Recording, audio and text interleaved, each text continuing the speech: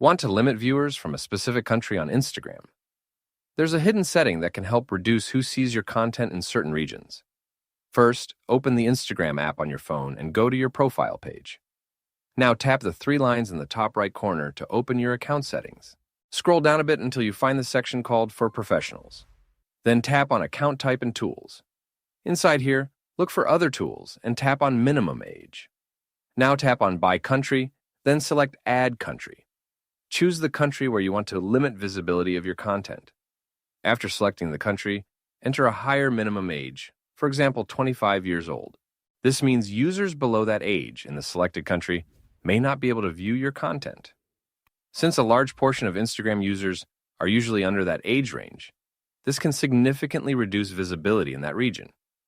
You can repeat the same steps for multiple countries if needed, and you can also remove or change the restriction anytime later.